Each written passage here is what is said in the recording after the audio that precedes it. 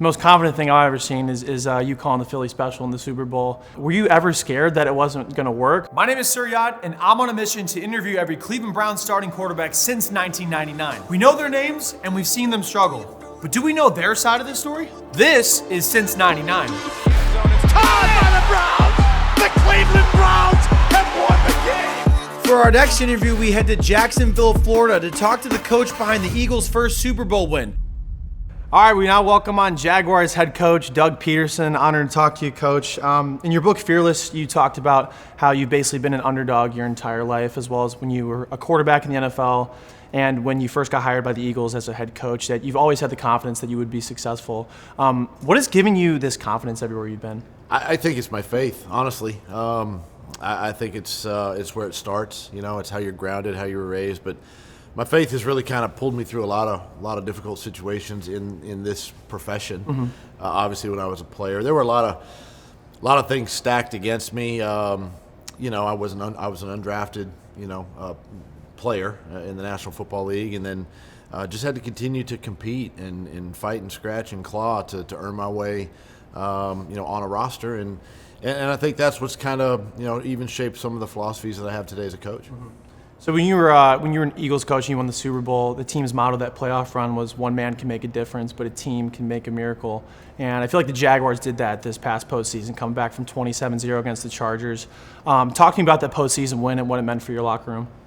It meant everything. It really showed the cohesiveness, the closeness, the leadership of the football team last year, that football game, and really I think that was kind of the culminating sort of time frame of our season. It started early in the year, but you just didn't see it manifest itself until later in the year. And then obviously that football game, but it just showed, I think, the tightness of our football team and how close those guys really were in that locker room. Absolutely. So after your time with the Eagles ended, you had a year away from football before coming to the Jaguars. What did you do in that year, and how did it help you with coming back into the NFL? My wife and I really enjoyed the time off. I probably enjoyed it, from the standpoint of just getting away from football, sort of recharging, refreshing my mind. And I knew I wanted to continue to coach and stay in football at some capacity. But I just needed time away. I went through a situation with my brother, lost my brother to pancreatic cancer that year, and our oldest son got married that year. Our middle son had a grandbaby for us, him and his wife, and so there were some life things that we went through, and which were very good for me and my wife to really be a part of, and that whole year really it really challenged me as to who I was going to be, if given an opportunity to coach again, how I was gonna lead a football team, and I was fortunate enough that here in Jacksonville, I got hired. So I think most people know you won a Super Bowl as a player and a Super Bowl as a coach. I think what most people don't know is that you actually played for the Cleveland Browns as a quarterback in 2000. So talk to me about that one season in Cleveland and what it was like there. Yeah, I was in Philly prior to all of training camp. Actually, I was in Philadelphia that year, and if I remember correctly, I think Ty Detmer was actually the backup quarterback behind Tim Couch, and he got hurt in a preseason game, and so they were needing some veteran backups. There were two young rookie quarterbacks there, and Coach Palmer was there at the time, and they reached out to the Eagles, and I ended up in Cleveland at the end of preseason, and really week one of the regular season ended up in Cleveland, and it just felt like a whirlwind at the time. I believe we played 16 straight games that year, yep. And it was obviously a struggle. We lost a lot of. I just remember we lost a lot of players to injury that year. I ended up starting, a few games into the year. Tim had broke his thumb, and he was on IR and all of that. But it was still it was one of those situations where, I was faced with adversity. Moving my family to a new city, the challenges of that, and then obviously, trying to learn a new system. So what were some differences in places that you've had a lot of success versus maybe being in Cleveland in that one season? What are some differences you saw? Well, places like Philadelphia, places like Green Bay, there was a lot of familiarity there for me, so it was more of a comfort zone. It's kind of like that comfort food, pizza and chocolate chip cookies, for people. And, Cleveland was different. It was a different organization. It was even terminology as an offense was different than what I was used to. And I was obviously an older player, in the league, and you can't teach an old dog new tricks, as they say, but it's one of those things you just learn and you go through, and you're a veteran, you're a pro, it's your job to learn them, and I was able to do that, and we were able to really, I think as a coaching staff too, and myself when I was playing, we were able to kind of bring what I knew and what they knew kind of together, and it really helped us as an offense and as a team that year. So you've been around a bunch of great quarterbacks like Brett Favre and Dan Marino. What do you see in Trevor Lawrence that makes you think that he can be one of those great quarterbacks? The first thing I see is the humbleness in him, and I think it when I say humble, I don't mean it in a bad way. I just mean it that he's very appreciative of everything that he gets. He goes out and he earns everything, just like those great quarterbacks have done. His leadership ability to lead the players, to lead the team, as we saw last season, to put the team on his back, go down and win a close game in Baltimore, an overtime victory, and then obviously come back from 4 interceptions in the first half to 4 touchdown passes in the back half of that game. And then his ability, his willingness to learn. I think the great quarterbacks want to continue to grow and want to continue to learn, and that's something that I've appreciated about Trevor.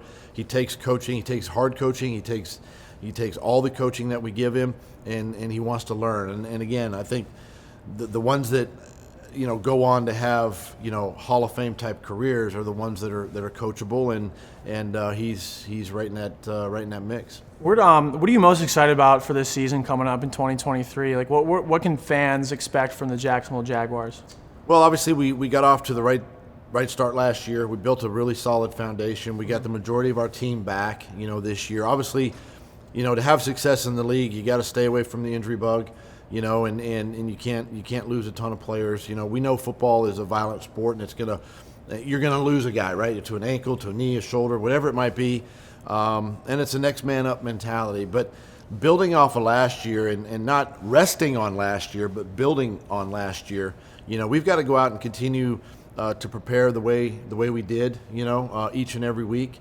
We got a great schedule. Obviously, you got a first place schedule, being first place in the AFC South, and we're excited about that. But the hard work and preparation, you just can't substitute for that. And so that's going to be the mindset, I think, heading into training camp and obviously to start the season. By the way, I just saw the schedule release video. Your role as Pug Dederson was really good, so you guys did a great job putting that together. So Doug Pederson is my stage name. My real name is Pug Dederson. I got started doing some regional theater, and I got discovered playing Mercutio at the La Jolla Playhouse. I had never been to a football game before I was cast as a player, and that was mostly as an understudy. How has faith and family, I suppose, affected because you've been through a lot, obviously, adversity, coming from Washington, going to college in Monroe, Louisiana, and then your journeyman career in the NFL and coaching with the Eagles and Jaguars. How has faith and family been along the journey for that? Faith to me is everything. There's not a lot of, guarantees in this lifetime and in this world, but I just know that my relationship with Jesus Christ is the one guarantee that I have. And then having a wonderful wife and support system with family, surrounding you, because there are some tough times. Even in this role as a head coach, there's going to be some rough moments, right? And it's always the quarterback and the head coach that get all the praise or the blame. So having a great support structure with your family, a close, keeping your circle tight, with even friends outside of the family, but to me, it's those two. It's faith and family. Keeping that circle small just kind of gets me through the tough times, and also you appreciate the good times too, and you can celebrate with your family at those moments as well. Mm-hmm. So you guys acquired Dearness Johnson from the Browns in the offseason. We loved him in Cleveland. Are you excited? What are you excited about for him, and what attracts you the most from him, just being on the team? Well, number one, he's played games in this league, and you watch his film and love him as a running back, and he can definitely bring some depth into that room, and good special teams player, and just a solid overall athlete that we were excited to get, and looking forward to training camp, looking forward to him going out and competing, showing us what he can do outside of what we saw on tape, and just a humble kid that's ready to work. So I have two more questions, I think. First, I'd be remiss. We've talked about confidence the entire interview. The most confident thing I've ever seen is you calling the Philly special in the Super Bowl. I believe you guys did it in walkthroughs in like a ballroom, but you never practiced it going into that Super Bowl week. I know you practiced it before. Were you ever scared that it wasn't going to work, or were you just more focused on like it's going to work and that's the only option? We put it in during the week of the NFC Championship game against the Minnesota Vikings. So we had repped it, before. Never used it. Brought it back out for the Super Bowl a couple weeks before the Super Bowl. We practiced it again at our facility in Philadelphia, but I didn't want to put it. I didn't want to practice it up in Minnesota, whether it was at practice, because there's a lot of media and a lot of people around. So we walked through it in the ballroom at the hotel a couple of times, and it's just one of those plays that you just have a lot of confidence in your players. Yeah, it may not have looked really pretty the first time we ran the play in practice, but the more we repped it and the more confidence the guys got, the easier it was to call that play. And that whole season was, for me as the head coach, was about trusting those guys on the field. They're the ones that are out there playing. They're giving it their all, and in moments like that, you don't get many of them. And, we were going to go down swinging one way or the other, and we were playing a great Patriots team, well-coached team, Tom Brady at the time, and I felt like we just needed to create and put the ball in the players' hands. A lot of confidence there, and they executed it well. That was your second season, correct, with the Eagles? Second season, yeah. And a lot of people doubted you. They doubted me coming out for the first said year. that you were the worst hire in the NFL, exactly. And to be able to do that play against Bill Belichick in the Super Bowl, I don't know if you think about that sometimes, but as a fan, I'm like, that is the craziest thing I think I've ever seen. So that's I awesome. appreciate it. Yeah. Yeah. So everywhere you've been, from Washington, Louisiana, everywhere in the NFL, and now in Jacksonville, how do you want people to remember Doug Pederson, the coach, Doug Pederson, the person? I think about that quite a bit, and obviously, to me, it's about the players, how they view me, and really, the outside media, the outside, public, whatever. I mean, they could say wins, losses, this, that, and the other, and that's fine. But it's kind of how the players, getting the respect of the players, and how they buy into me and what I'm selling, and do they believe in the head coach? And to me, that's everything, and that's how I want to be remembered when I step away from this game and you got former players that you coached or played with that call you, and you still have those bonds and relationships. To me, that's more important, I think, than all the accolades you could probably get, from coaching, because it's a tough profession that we do, and you just take them one day at a time. You show up with a lot of energy every single day, and pour everything into these players, and hopefully you win a couple games. Absolutely. So I know how much you love Haagen-Dazs ice cream. So we reached out to their social media team, and they gave you some merchandise and some coupons for some free Haagen-Dazs ice cream. So beautiful. I wrote you a note too. So yep. I can't wait. Yeah. So we wanted to give that to you. Well, thank you very much. Thanks. Appreciate it. Yeah, Joey, appreciate it. Yeah. Thanks. So if you could just, we're auctioning this helmet off for all the quarterbacks. Yeah. So hopefully we get all the signatures. But you have a Sharpie?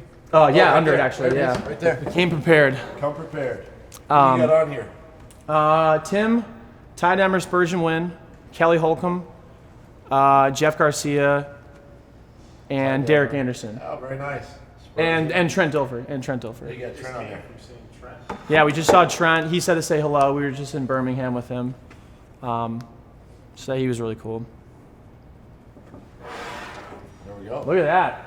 You put my number, Super Bowl 52. Oh, damn. That's awesome. Thanks for. See our new facility? Yeah. John was just telling me about it. That's awesome. Yeah, we're going to be training camp. We should be in there. Okay. So we're looking forward to moving out of this building and into that new one. So That's so exciting. we're fired up. Well, other than Week 14 against the Browns, I wish you the best of luck this season. I'm going to be rooting for you guys. I'm excited to see what you guys do. It's going to be a lot of fun. Appreciate it. Yeah. Hey, thanks for stopping by. All right. Thanks for coming. Appreciate it.